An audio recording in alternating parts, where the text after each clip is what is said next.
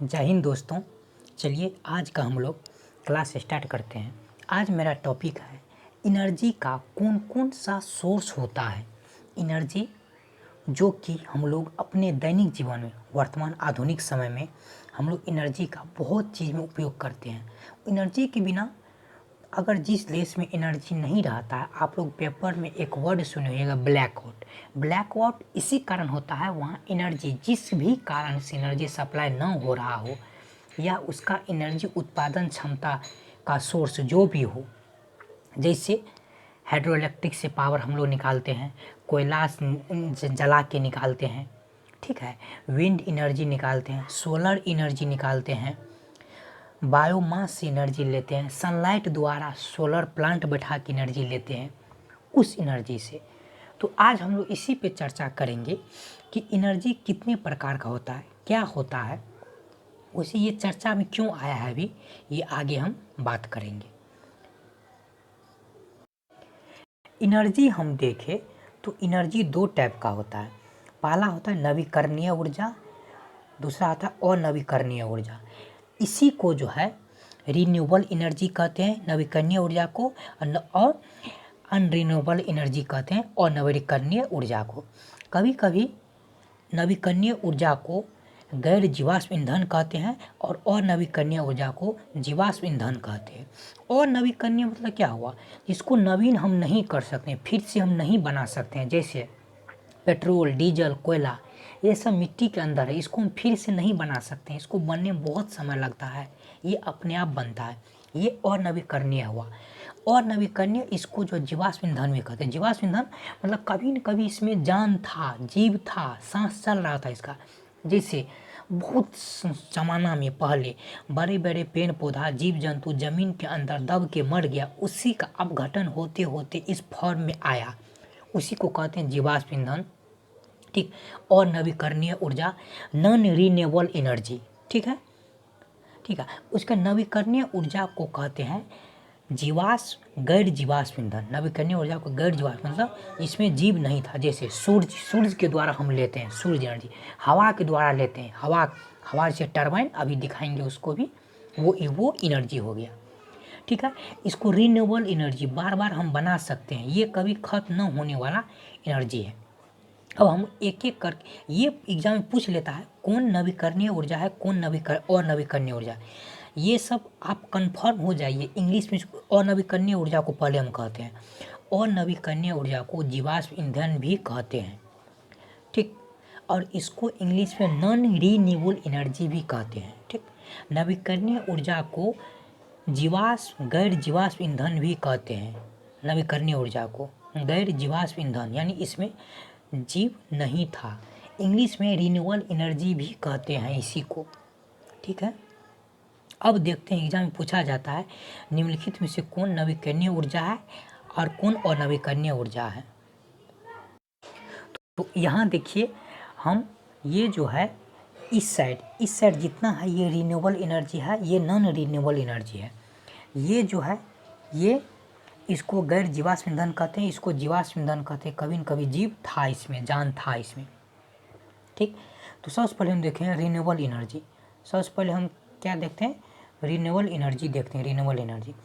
Renewable energy में जो है सोलर हो गया, बायोमास हो गया, हाइड्रो इलेक्ट्रिक हो गया, जियोथर्मल हो गया, विंड हो गया। जैसे हवा के द्वारा ये चलता है, ये हवा कभी खत्म नहीं होगा, सूर्य कभी खत्म नहीं होगा, बायोमास, हाइड्रो पावर, पानी कभी खत्म नहीं होगा। जैसे पनबिजली जिसको कहते हैं, बांध बना के जो बनाते हैं वो। अब हम यहाँ देखते हैं नॉन रिन्यूएबल एनर्जी। ऑयल आज न कल पेट्रोल डीजल खत्म हो जाएगा, ठीक है। कोयला आज न कल कोयला क्या होगा, खत्म हो जाएगा।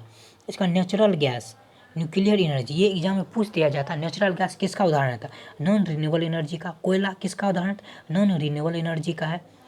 ऑयल किसका उदाहरण है, नॉन रिन्यूएबल एनर्जी का है, ठीक है। तो हम लोग ये सब ध्यान देंगे। अब हम लोग एक एक करके ऊर्जा देखते हैं। यहाँ आप लोग देख रहे हैं सोलर एनर्जी, ये किसका फंक्शन है, ये सोलर एनर्जी का फंक्शन है। ये विंड एनर्जी का फंक्शन है। ये किसका फंक्शन है, ये विंड एनर्जी का फंक्शन है। ये जो है हाइड्रो इलेक्ट्रिक पावर का फंक्शन है। ये किसका फंक्शन है? ये हाइड्रो इलेक्ट्रिक पावर का फंक्शन है। तो अब हम लोग देखते हैं ये जो हम लोग धीरे धीरे गैर नवीकरणीय ऊर्जा की ओर क्यों बढ़ रहे हैं, यानी नवीकरणीय ऊर्जा की ओर हम लोग क्यों बढ़ रहे हैं। हम लोग कोयला पेट्रोल डीजल में से क्या प्रॉब्लम हो रहा है कि हम लोग इसकी ओर बढ़ रहे हैं। तो इससे क्या प्रॉब्लम होता है? इससे जो है जलवायु परिवर्तन होता है, ग्लोबल वार्मिंग होता है, एसिड रेन होता है। आप लोग देख रहे होइएगा इस साल मार्च महीना में कितना ज़्यादा गर्मी था। अभी हाल में बारिश होता है तो पूरा बारिश ही होता है, गर्मी पड़ता है पूरा गर्मी ही पड़ता है। पिछले साल या उससे पिछले साल एग्जैक्ट नहीं याद है, लगभग 2 साल के अंदर ही कनाडा में देखे होइएगा इतना गर्मी था, जबकि वो उत्तरी ध्रुव के पास है। कनाडा उत्तरी ध्रुव के पास है, वहाँ बहुत ही ज़्यादा गर्मी पड़ता था। क्यों? ऐसा क्या कारण हो गया? तो जलवायु परिवर्तन, ग्लोबल वार्मिंग के कारण इतना जो हम लोग गाड़ी चलाते हैं, इतना हवाई जहाज उड़ता है, इतना फैक्ट्री है, इसी कारण जो है ग्लोबल वार्मिंग होता है। ये क्वेश्चन पूछा जाता है जब गाड़ी चलता है तो उससे कौन सी गैस निकलती है। जब गाड़ी चलता है तो उससे जो है कार्बन मोनोऑक्साइड गैस निकलती है। ये क्वेश्चन पूछा जाता है जब गाड़ी चलती है तो कौन सी गैस निकलती है? CO यानी कार्बन मोनोऑक्साइड गैस निकलती है। CO2 नहीं देंगे, कार्बन मोनोऑक्साइड गैस निकलती है। ठीक है। एक क्वेश्चन यहाँ से पूछ लेता है कि हीमोग्लोबिन किसके लिए प्रिय होता है। यानी आप अगर सोए हैं, आपको पता होगा हीमोग्लोबिन ऑक्सीजन का वहन करता है, लेकिन ऑक्सीजन से ज़्यादा प्यारा उसको कार्बन मोनोऑक्साइड होता है। अगर आप इसीलिए कहता है बंद कमरे में आग जला के नहीं सोना चाहिए, क्योंकि आग जलाने से जो है कार्बन मोनोऑक्साइड गैस उत्सर्जित होता है, वो आपके सांस के थ्रू अंदर जाएगा, ब्लड जो है उसी को लेके चलने लगेगा, पूरे शरीर में सर्कुलर पाथ में जो है वो मूव करने लगेगा पूरे बॉडी में कार्बन मोनोऑक्साइड। ठीक है, इसलिए ये याद रखेंगे। ठीक है। अब हम लोग देखते हैं ग्लोबल वार्मिंग के लिए कौन कौन गैस जिम्मेदार होता है। ग्लोबल वार्मिंग या green house gas, global warming जिससे होता है उसको ग्रीन हाउस गैस कहते हैं। इसके लिए कौन कौन गैस जिम्मेदार होता है? कार्बन डाइऑक्साइड, वहाँ कार्बन मोनोऑक्साइड था, यहाँ लेकिन कार्बन डाइऑक्साइड है, मीथेन है, नाइट्रस ऑक्साइड है, फ्लोरेसेंट गैस है। सबसे ज़्यादा कार्बन डाइऑक्साइड ही पूछा जाता है, पूछता है एग्जाम में ग्रीन हाउस गैस के लिए अत्यधिक जिम्मेवार गैस कौन है, या ग्लोबल वार्मिंग के लिए अत्यधिक जिम्मेवार गैस कौन है, तो कार्बन डाइऑक्साइड है। ठीक है। अब जो एक क्वेश्चन और पूछ देता है कि ग्रीन में एसिटिक रेन के लिए जिम्मेदार कौन गैस होता है। तो यहाँ जो है एसिड रेन के लिए जिम्मेदार 2 गैस महत्वपूर्ण होता है।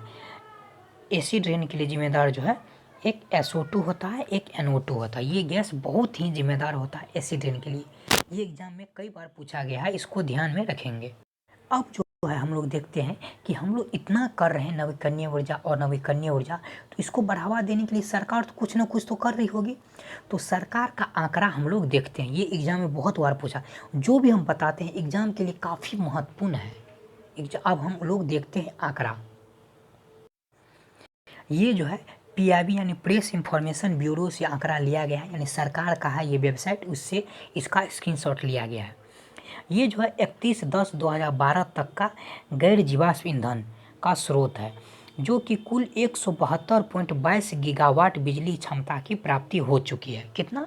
172.22 गीगावाट कुल गैर जीवाश्म ईंधन। ठीक, जिसमें जान नहीं है, जैसे सूरज हवा के द्वारा जो बनाते हैं विंड एनर्जी, उसमें इसमें 119.09 गीगावाट नवीकरणीय ऊर्जा स्रोत में 46.8 गीगावाट बड़ी हाइड्रो और 6.78 गीगावाट परमाणु ऊर्जा क्षमता है। अब हम लोग देखते हैं इतना जो सरकार के द्वारा किया जा रहा था, कोई अचीवमेंट मिला है या नहीं। हम लोग को जो है अचीवमेंट मिला है। कौन?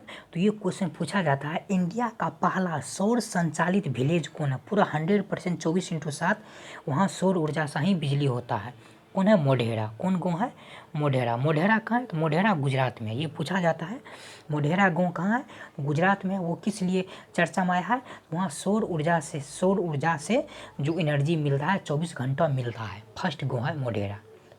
ठीक। अब ये क्वेश्चन चर्चा में क्यों आया था, ये हम आज क्यों टॉपिक लिए हैं, तो हाल ही में जो है गुजरात में ज़मीनी स्तर से 120 मीटर ऊंचाई पे ठीक, ज़मीनी स्तर पे 120 मीटर ऊंचाई पे विंड एनर्जी की स्थापना में जो वहाँ से ऊर्जा उत्पन्न होता है सबसे आगे गुजरात है।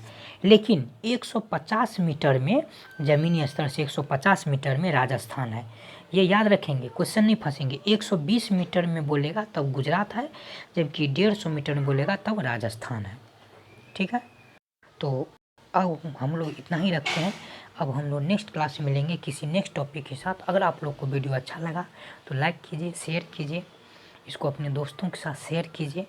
और किस टॉपिक पे आप लोग वीडियो देखना चाहते हैं वो कमेंट भी कर सकते हैं। Thank you.